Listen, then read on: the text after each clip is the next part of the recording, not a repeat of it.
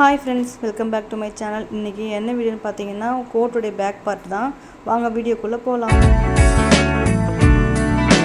இப்போ கிளாத்தை single fold பண்ணிக்கோங்க. ஏன்னா நம்ம ஃப்ரண்ட் பார்ட் கட் பண்ணிட்டோம். இப்போ பேக் பார்ட் கட் பண்ண போகிறோம்.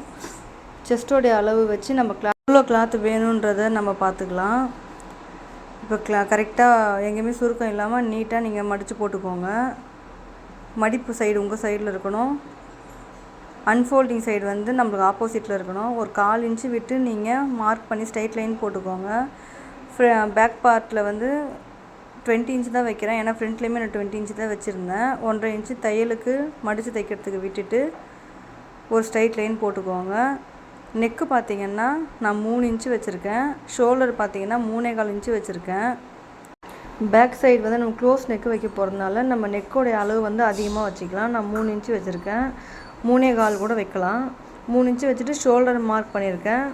இப்போ நெக்கோடைய நான் 2.5 இன்ச்சு வச்சுருக்கேன். பேக் பார்ட்டு க்ளோஸ் நெக்குன்றதுனால நான் 2.5 வச்சுருக்கேன். ஹார்ம்கோல் டெப்த்து பார்த்திங்கன்னா நான் 6 இன்ச்சு வச்சுருக்கேன். நெக்கை நம்ம அப்படியே ஒரு பாக்ஸ் போட்டு வளைவு போட்டுக்கலாம். இது க்ளோஸ் நெக் தான், அதனால தான் நெக்கு நம்ம சின்னதாக வச்சுருக்கோம். இப்போ ஹார்ம்கோல் வளைவு போகிறதுக்கு நான் பாக்ஸ் போட்டுக்கிறேன். கோட்டுன்றதுனால கொஞ்சம் லூஸாக இருக்கணும், அதனால டெப்த்து நான் கொஞ்சம் அதிகமாக வச்சுருக்கேன். ஸ்கேல் வச்சு நான் கர்வ் போட்டுக்கிறேன். ஸ்கேல் இல்லாதவங்க நீங்கள் ஃப்ரீயாக ஹேண்ட்லேயே நீங்கள் ட்ரா பண்ணிக்கலாம். இப்போ நெக்ஸ்ட்டு நம்ம என்ன பண்ண போகிறோம்னு பார்த்தா செஸ்ட்டோடைய வித்தை மார்க் பண்ண போகிறோம். Chest with 10 inch plus 1 inch வந்து ஸ்டீம் அலவன்ஸ்க்கு. அதேமாரி பாட்டம் பார்ட்லேயுமே 10 இன்ச்சு வச்சு 1 இன்ச்சு கொடுத்துருக்கேன். இதுக்கு சென்டர் பாயிண்ட்டை மார்க் பண்ணிக்கோங்க. இதுதான் நம்மளுடைய வேஸ்ட் லைன். வேஸ்ட் லைன் வந்து நான் 9 இன்ச்சு கொடுக்குறேன். நீங்கள் உங்கள் வேஸ்ட் லைனை மார்க் பண்ணிவிட்டு அதோட 1 இன்ச்சு நீங்கள் சீம் அலவன்ஸ் விட்டுக்கோங்க. இப்போ ஸ்கேல் வச்சு நம்ம ஸ்ட்ரைட் லைன் போட்டுக்கலாம். இதோடைய ஃப்ரண்ட் பார்ட்டு எப்படி கட் பண்ணுறதுன்றதை நான் வீடியோ போட்டிருக்கேன், நீங்கள் செக் பண்ணி பாருங்கள். இப்போ நெக்ஸ்ட்டு வந்து நம்ம டாட் பிடிக்க போகிறோம். சென்டர் டாட் முதுகில் நம்ம எப்பவுமே பேக் சைடில் டாட் பிடிக்கணும்.